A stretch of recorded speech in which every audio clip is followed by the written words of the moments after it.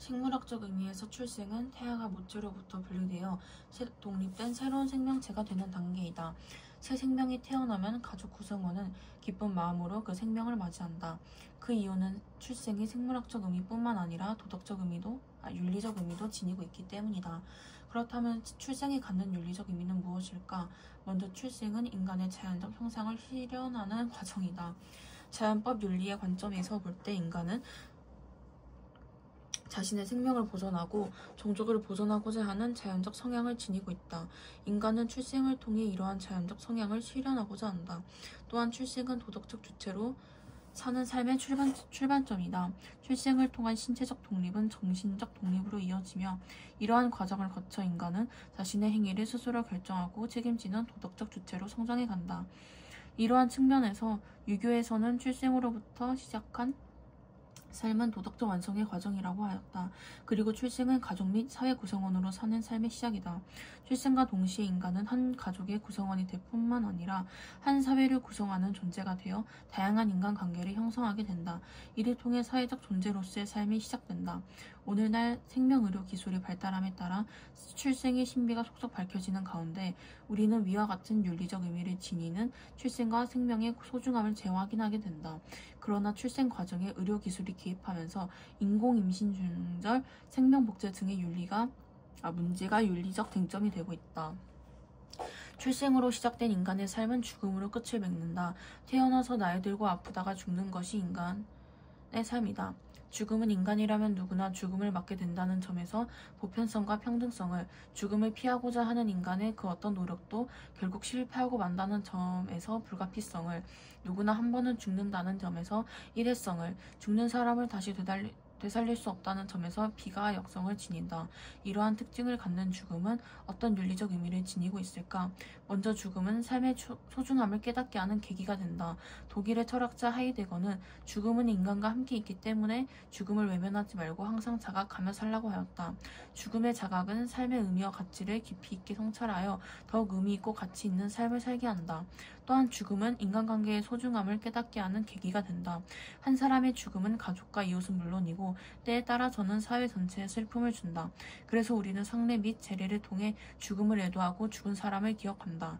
이와 같이 출생과 죽음의 의미를 고려할 때 우리는 삶이 그 자체로 소중한 가치가 있다는 것을 알 수 있다.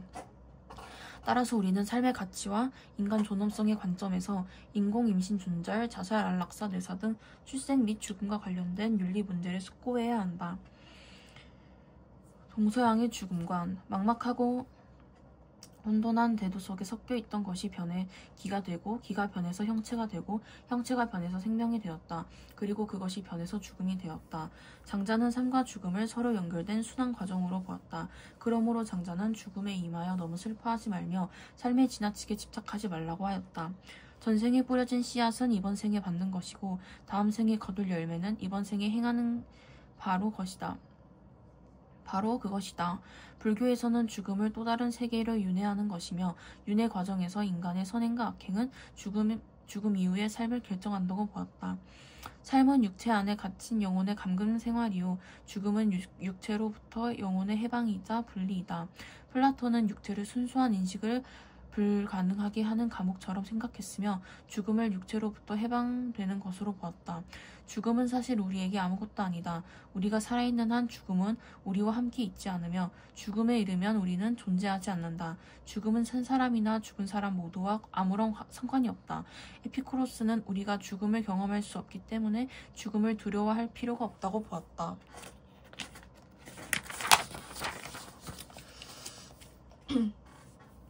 인공임신 중절이란 태아가 모체 밖에서는 생명을 유지할 수 없는 시기에 태아를 인공적으로 모체에서 분리하여 임신을 종결하는 행위로 낙태라고도 한다. 대부분의 윤리 이론은 인공임신 중절에 기본적으로 반대한다.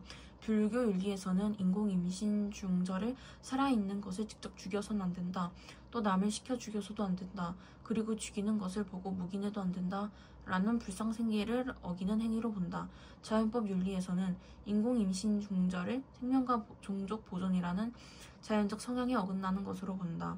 칸트 윤리에서도 인공임신 중절을 인간의 수단으로 대우하는 것으로 보편할 수 없다고 본다. 우리나라의 경우 형법의 낙태죄 조항은 2019년 헌법재판소에서 헌법 불합치 결정을 받았으며 모자보건법은 인공임신 중절의 허용 한계를 규정하고 있다.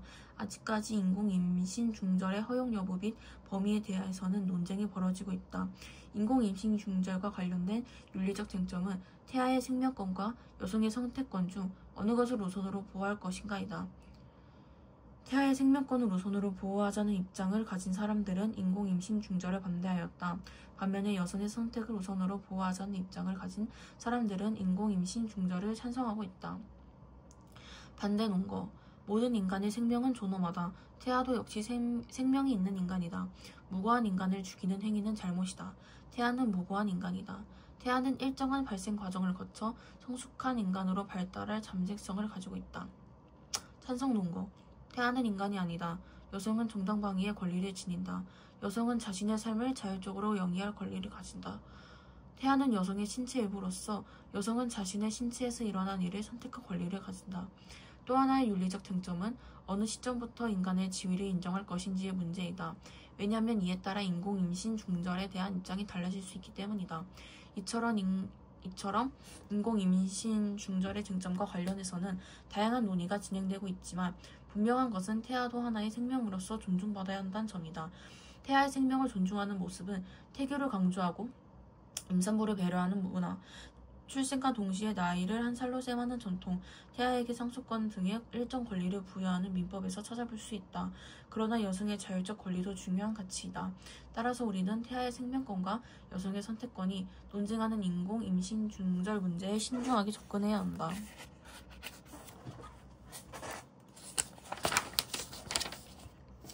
자살에 관해 인류가 공유하는 태도는 자살은 도덕적으로 옳지 않다는 것이다. 그 이유는 자살이 갖는 윤리적 문제 때문이다. 먼저 자살은 자신의 소중한 생명을 스스로 훼손하는 일이다. 유교는 부모로부터 받은 자신의 신체를 훼손하지 않는 것을 효의 시작으로 보며 불교는 불상생의 계율로 생명을 해치는 것을 금한다.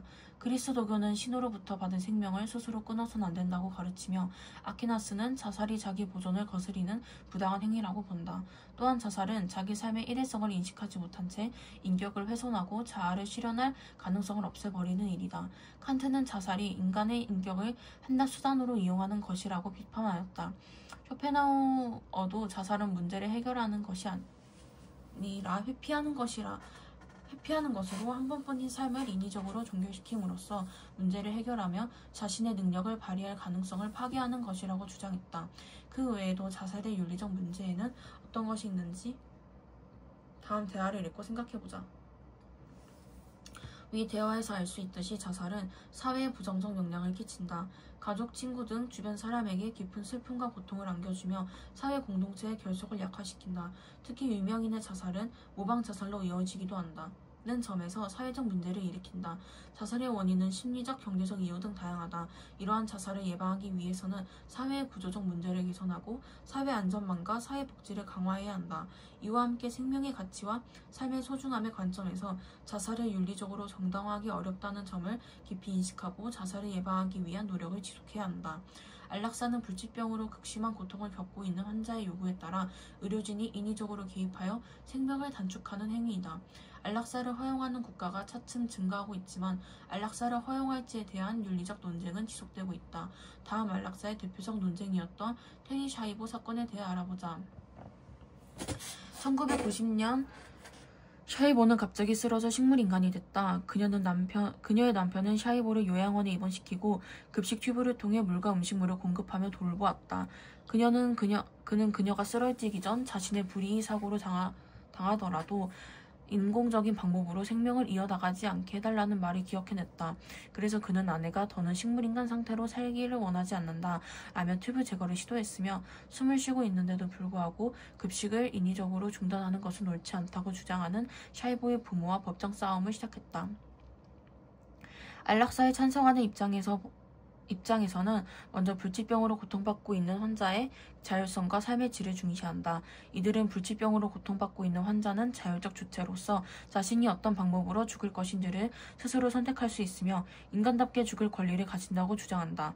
또한 이들은 불치병을 앓고 있는 환자에게 연명치료를 하는 것은 공리주의 관점에서 환자 본인과 가족에게 심리적 경제적 부담을 주며 제한된 의료 자원을 효율적으로 사용해야 하는 사회 전체의 이익에도 부합하지 않는다고 주장한다.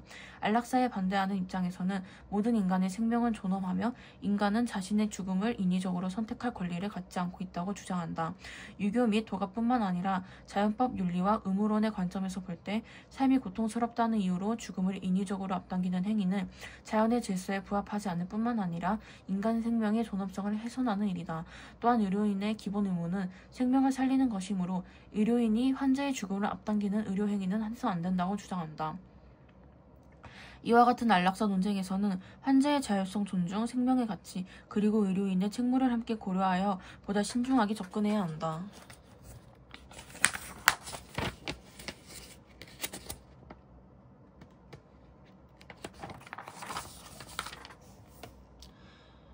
죽음을 판정하는 전통적인 기준은 심폐사이다.